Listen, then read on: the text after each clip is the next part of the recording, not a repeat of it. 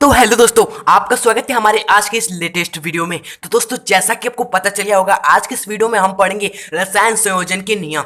दोस्तों, ये class 11 chemistry का चैप्टर नंबर 1 का दोस्तों पहला इंपॉर्टेंट टॉपिक है। दोस्तों, यह पढ़ना बहुत ही इंपॉर्टेंट है क्योंकि क्लास 11 के एग्जाम में दोस्तों रासायनिक संयोजन के नियमों में से एक नियम जरूर पूछ लिया जाता है। तो इस वीडियो में ये सारे नियमों को आज हम बिल्कुल अच्छी तरह से पढ़ेंगे, समझेंगे। दोस्तों आपको क्या करना है, बस वीडियो को लास्ट तक देखना है और वीडियो को प्लीज अभी से एक लाइक कर दीजिए। हमारे चैनल पे नए हो तो प्लीज सब्सक्राइब करके बेल नोटिफिकेशन आइकन को ऑन करके आल पर क्लिक कर दे, जिससे ऐसे ही आने वाले मोस्ट इंपॉर्टेंट वीडियोस की नोटिफिकेशन आपको सबसे पहले मिल जाए। तो दोस्तों, क्यों कर रहे हैं हम वेट, चलिए अपने आज का ये वीडियो स्टार्ट करते हैं।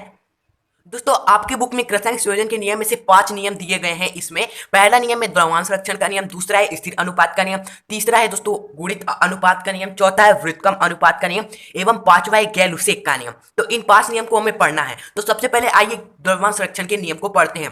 दोस्तों, इस नियम को अपने क्लास 9 में भी जरूर पढ़ा होगा, अगर आपने नहीं पढ़ा है तो इसे आप समझते हैं। तो दोस्तों, द्रव्यांश संरक्षण का नियम क्या होता है? पहली बात तो इस नियम को किसने प्रतिपादित किया था और कब प्रतिपादित किया था? दोस्तों, इसे आप जरूर याद करिएगा क्योंकि इससे ऑब्जेक्टिव क्वेश्चन बन जाते हैं आपके एग्जाम में। तो सबसे पहले इस नियम को फ्रांस के वैज्ञानिक लेवोजियर ने सन 1994 में प्रतिपादित किया था। किन्होंने प्रतिपादित किया था? लेवोजियर ने, और 1994 में प्रतिपादित किया था। अब आइए इस नियम को समझते हैं। दोस्तों, इस नियम के अनुसार भौतिक तथा रासायनिक परिवर्तन के फलस्वरूप प्राप्त उत्पादों का कुल द्रव्यमान सदैव अभिकारी पदार्थों के कुल द्रव्यमान के बराबर होता है। तो दोस्तों, आप चिंता मत करिए, आइए इस वर्ड को, इस नियम को समझते हैं। दोस्तों, इस नियम के अनुसार लेवोजियर ये कहते हैं, जब भी रासायनिक अभिक्रिया होती है, मान लीजिए कोई भी रासायनिक अभिक्रिया हो रही है, जल जल बन रहा है, तो ये हाइड्रोजन है, ये ऑक्सीजन है, ये दोनों क्या कर रहे हैं? रासायनिक अभिक्रिया कर रहे हैं और बना क्या रहे हैं? जल बना रहे हैं। ये हमने एक रासायनिक अभिक्रिया मानी। तो लेवोजियर ये कहते हैं, जब भी कोई भी रासायनिक अभिक्रिया होती है तो उसमें अभिकारी जो होता है और जो उत्पाद होता है, उनका जो द्रव्यमान होता है वो बिल्कुल बराबर होता है। अब हम समझते हैं रासायनिक अभिक्रिया में अभिकारी कौन होता है एवं उत्पाद क्या होता है। दोस्तों, अभिकारी वो होता है जो रासायनिक अभिक्रिया में भाग लेता है। जैसे हमने एक उदाहरण दिया था आपको, यहाँ पर हाइड्रोजन और ऑक्सीजन क्या मिलकर जल बना रहे हैं, तो हाइड्रोजन एवं ऑक्सीजन ये दोनों भाग ले रहे हैं, ये दोनों मिलकर जल बना रहे हैं, तो यही दोनों क्या हो जाएंगे दोस्तों? अभिकारी हो जाएंगे। और यहाँ पर जो जल बन रहा है H2O, ये क्या है? हमें परिणाम मिला, हमें इस अभिक्रिया से जो प्राप्त हुआ है, यानी प्राप्त होने वाला चीज क्या है? उत्पाद हो जाएगा। H2O क्या हो जाएगा? उत्पाद हो जाएगा। तो लेवोजियर ये कहते हैं, कोई भी रासायनिक अभिक्रिया होती है तो उसमें अभिकारी का कुल द्रव्यमान एवं उत्पाद का कुल द्रव्यमान क्या होता है? आपस में बराबर होता है। दोस्तों, इस चीज को हम यहाँ पर एक उदाहरण के साथ प्रूफ करेंगे और यहाँ पर भी वही चीज इस नियम में लिखी हुई है, चाहे भौतिक हो या रासायनिक परिवर्तन या अभिक्रिया हो, उसके फलस्वरूप जो प्राप्त उत्पाद होते हैं उसका द्रव्यमान कार्य के पदार्थ के कुल द्रव्यमान के बराबर होता है। लाइक यहाँ पर एक उदाहरण लिए हैं दोस्तों, ऑक्सीजन वाला उदाहरण छोटा था, ये कुछ बड़ा उदाहरण लेते हैं। ये है CaO यानी कि चूना प्लस CO2 कार्बन डाइऑक्साइड मिलकर क्या बना रहे हैं दोस्तों? CaCO3 प्लस उष्मा। तो दोस्तों, यहाँ पर ये दोनों चीजें चूना एवं कार्बन डाइऑक्साइड मिलकर कैल्शियम कार्बोनेट बना रहे हैं, तो यही दोनों मिल रहे हैं ना, तो ये वाली चीजें क्या हो जाएंगी? अभिकारी हो जाएंगी। एवं जो हमें प्राप्त हुआ है अभिक्रिया के पश्चात, वो क्या हो जाएगा दोस्तों? उत्पाद हो जाएगा। तो आइए देखते हैं लेवोजियर का नियम इस अभिक्रिया में काम करता है कि नहीं। तो लेवोजियर ये कहते हैं कि अभिकारी का द्रव्यमान एवं उत्पाद का द्रव्यमान क्या होता है? बराबर होता है। आइए इस चीज को प्रूफ करते हैं। जैसे कि आप देख रहे हो, CaO प्लस CO2 का हम द्रव्यमान निकालेंगे, तो पहले CaO का द्रव्यमान निकालते हैं। तो CaO का द्रव्यमान क्या हो जाएगा दोस्तों? 40 प्लस 16 हो जाएगा। यहाँ पर दोस्तों 40 किसका द्रव्यमान हो जाएगा? कैल्शियम का हो जाएगा।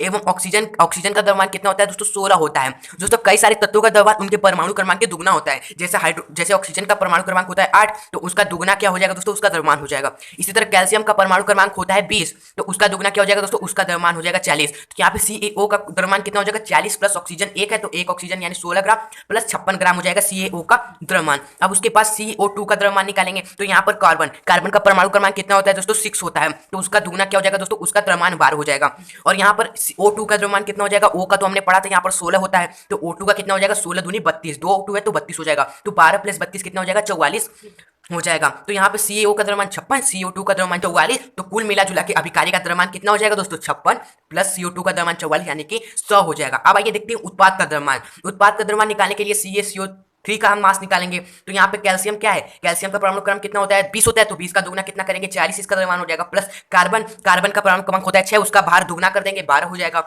एंड यहाँ पर ऑक्सीजन 3 है, यहाँ पर देखिए ऑक्सीजन 3 है, एक ऑक्सीजन का 16 होता है, तो 3 ऑक्सीजन का 16 गुणे 3 हो जाएगा, यानी 16 3 48, 12 प्लस 40, 12 प्लस 40 करेंगे तो 52 आएगा, और 52 में 48 जोड़ेंगे तो दोस्तों यहाँ पर 100 निकल कर आएगा। तो यहाँ पर क्या होता है दोस्तों? द्रव्यमान संरक्षण का नियम सिद्ध होता है। ये चीज प्रूफ होता है कि जब भी कोई रासायनिक अभिक्रिया होगी तो उसमें उत्पाद का जो द्रव्यमान होगा वो बिल्कुल ही बिल्कुल उत्पाद के द्रव्यमान के बराबर होगा। तो दोस्तों, ये रहा द्रव्यमान संरक्षण का नियम। हम इस पे जो हमने उदाहरण किए दोस्तों, ये उदाहरण तो आप समझ में आ गया होगा कि द्रव्यमान संरक्षण का नियम क्या होता है। अब आइए दूसरे नियम को पढ़ते हैं, रासायनिक संयोजन के। तो दोस्तों रासायनिक संयोजन का दूसरा नियम है स्थिर अनुपात का नियम। अब इस स्थिर अनुपात के नियम को फ्रांस के रासायनिक ने, जिसका नाम है प्राउस्ट, ने सन 1799 में प्रतिपादित किया था। अब इस नियम होता क्या है, इसे पढ़ते हैं। इस नियमानुसार प्रत्येक रासायनिक यौगिक में जिसे किसी भी स्रोत से प्राप्त क्यों ना प्राप्त किया हो, किसी भी स्रोत से क्यों ना प्राप्त किया हो, सदैव भार अनुसार अनुपात में सुनिश्चित तत्व ही उपस्थित होते हैं। तो इस स्थिर अनुपात में कहा जाता है कि कोई भी तत्व एवं यौगिक है, उनका जो अनुपात होता है, उनके भार का, इनके द्रव्यमान का जो अनुपात होता है वह स्थिर होता है, वो बदलता नहीं है। जैसा कि उदाहरण आप देख सकते हैं कि H2O में H2 तथा ऑक्सीजन के भार का अनुपात, आप देखिए H2O क्या है, हमारा जल है, इसमें H2 तथा O के भार का अनुपात देखेंगे तो H2 का द्रव्यमान हो जाएगा, द्रव्यमान कितना हो जाएगा दोस्तों, 2 होता है। यहाँ पे H का जब 1 होता है दोस्तों, द्रव्यमान H का 1 होता है तो H2 का 2 हो जाएगा। एवं ऑक्सीजन का द्रव्यमान कितना होता है, इसके परमाणु क्रमांक के दुगने यानी 8 का दुगना 16 होता है, तो इनके भार का अनुपात कितना हो जाएगा, 2:16, यानी कि इसको कट करेंगे, सरल करेंगे तो 1:8 होगा। तो यही चीज हमने लिखा है कि H2O में H2O एवं ऑक्सीजन का जो अनुपात है 1:8 होता है। ये अनुपात दोस्तों आप हर जगह होगा। अगर आप H2 को नदी, कुआं, तालाब, झरना, वर्षा, कहीं से भी आप जल लेकर आओगे तो वो भी तो क्या होगा, जल ही होगा ना। तो जल किससे बना होता है, H2 तथा O से बना होता है। तो उनमें भी क्या होगा, भार का अनुपात 1:8 ही रहेगा। वो हमेशा सुनिश्चित होगा, निश्चित होगा दोस्तों, वे बदलेगा नहीं, चाहे आप H2 को कहीं से भी प्राप्त करके लेके आओ। उसी तरह कोई और भी तत्व आप ले सकते हो, जैसे CO2 ले सकते हो दोस्तों। CO2 में द्रव्यमान का अनुपात आप निकालोगे तो 3:8 होगा। अब CO2 को आप कहीं से भी प्राप्त करो, आप यही चीज पाओगे कि उसके द्रव्यमान के अनुपात 3:8 ही हमेशा रहेगा। तो दोस्तों ये होता है स्थिर अनुपात का नियम। स्थिर अनुपात का ये नियम क्या कहता है, किसी भी यौगिक में उसके तत्वों का द्रव्यमान का अनुपात हमेशा क्या होता है, निश्चित होता है, चाहे उसे कहीं से भी प्राप्त किया जाए उसका अनुपात वही रहेगा। अब आइए दोस्तों तीसरे नियम को पढ़ते हैं। आशा है आपको ये नियम समझ में आ गया होगा। दोस्तों अगला नियम है गुणित अनुपात का नियम, लॉ ऑफ मल्टीपल प्रोपोर्शन। गुणित, यहाँ पे गुणित लिखा है तो इसका मतलब कुछ गुणा वाली चीजें इसमें आपको देखनी पड़ेगी। तो ये नियम डाल्टन ने किया था प्रतिपादित, एवं सन 1804 में प्रतिपादित किया था इस नियम को। ये नियम होता क्या है, जब दो तत्व संयोग करके दो या दो से अधिक यौगिक बनाते हैं तो एक तत्व के विभिन्न भार दूसरे तत्व के निश्चित भार से संयोग करते हैं, परस्पर सरल अनुपात में होते हैं। दोस्तों इस नियम में क्या होगा, केवल दो तत्व क्या करेंगे, संयोग करेंगे। कोई भी दो तत्व क्या होंगे, आपस में जुड़ेंगे और एक नहीं दो से अधिक यौगिक बनाएंगे। और वे सभी तत्वों के यौगिक में एक परमाणु का भार क्या होगा, अलग अलग होगा, लेकिन दूसरे तत्व का भार एक निश्चित होगा। उसका भार क्या होगा, इस यौगिक में निश्चित होगा। एक तत्व का भार क्या होगा, निश्चित होगा, एवं दूसरे तत्व का भार क्या होगा, विभिन्न होगा। तो विभिन्न भार वाला क्या होगा दोस्तों, परस्पर सरल अनुपात में होगा। आइए दोस्तों इस नियम को हम उदाहरण से समझेंगे और बिल्कुल अच्छे से। दोस्तों ये नियम बहुत ही इंपॉर्टेंट है आपके लिए। जैसा कि गुणित अनुपात में केवल दो ही तत्व संयोग करते हैं, तो मान लीजिए कोई दो तत्व है, पहला नाइट्रोजन ले सकते हैं और दूसरा का ऑक्सीजन ले सकते हैं। ओके, तो नाइट्रोजन एवं ऑक्सीजन परस्पर संयोग करेंगे तो कितने यौगिक बनाएंगे, आइए देखते हैं। जब परस्पर संयोग करके निम्नलिखित यौगिक बनाते हैं, जब नाइट्रोजन एवं ऑक्सीजन संयोग करते हैं तो नाइट्रोजन ऑक्साइड बनाते हैं यानी N2O, नाइट्रिक ऑक्साइड बनाते हैं यानी NO, नाइट्रोजन ड्राई ऑक्साइड बनाते हैं यानी N2O3, एवं चौथा यौगिक बनाते हैं नाइट्रोजन डाइऑक्साइड यानी NO2। तो यहाँ पर आपने देखा कि केवल दो ही तत्व मिलके एक नहीं बल्कि दो से भी अधिक यौगिक क्या हुए, बनाए हैं। तो गुणित अनुपात का नियम यहाँ पर लगाएंगे, किसी एक तत्व के भार को हम निश्चित कर देंगे एवं दूसरा तत्व का भार क्या करेंगे, विभिन्न रहे। तो आपको क्या करना है, सिंपली एक भार के तत्व को निश्चित कर लेना है। तो यहाँ पर विभिन्न यौगिकों में N तथा O के निम्न यौगिक का भार अनुपात, तो यहाँ पर आप देखेंगे N2O पहला यौगिक बनाता है नाइट्रोजन ऑक्साइड, तो N2 में N का कितना होगा दोस्तों भार, यहाँ पर देखिए हम लिखा है N का द्रव्यमान होता है 14। दोस्तों N का परमाणु क्रमांक होता है 7, तो उसका गुना करेंगे तो उसका परमाणु भार आ जाएगा। तो N का जब 14 होता है तो N2 का कितना होगा दोस्तों, 28 होगा, गुणा 2 करेंगे। एवं ऑक्सीजन का तो सबको पता है कितना होता है, 16 होता है। ओके, एवं यहाँ पर देखिए NO, यहाँ पर केवल N ही है तो यहाँ पर 14 रहेगा, एवं ऑक्सीजन का 16 रहेगा। एवं यहाँ पर देखिए N2 है, N2 कितना हो जाएगा दोस्तों, N का 14 तो N2 का 14 दूनी 28। यहाँ पर केवल N है तो केवल क्या हो जाएगा, 14 हो जाएगा। और ऑक्सीजन यहाँ पर 3 है तो 16 का गुणा आप 3 में कर देंगे तो कितना हो जाएगा, 48। एवं यहाँ पर ऑक्सीजन कितना है, 2 है तो 16 दूनी कितना कर देंगे आप, 32 हो जाएगा। तो ये हो गया इनमें भार। लेकिन भार ऐसे नहीं रखना है हमें, गुणित अनुपात का नियम लगाना है तो किसी एक तत्व के भार को हमें क्या करना होगा, निश्चित करना होगा। तो आप चाहे ऑक्सीजन के भार को निश्चित करें या आप नाइट्रोजन के भार को निश्चित करें। तो आइए देखते हैं नाइट्रोजन के भार को हम निश्चित करते हैं। दोस्तों यहाँ पर नाइट्रोजन का भार 28 है, यहाँ पर 14 है, ये तो गलत हो गया ना दोस्तों। हमें इसे निश्चित करना है, इसे एक ही परमाणु भार नाइट्रोजन का सम में रहे, ये हमें करना है। तो यहाँ पर भी हमको 28 करना पड़ेगा। तो 28 करने बाद इस पूरे में हमें क्या करना होगा, 2 से गुणा करना होगा।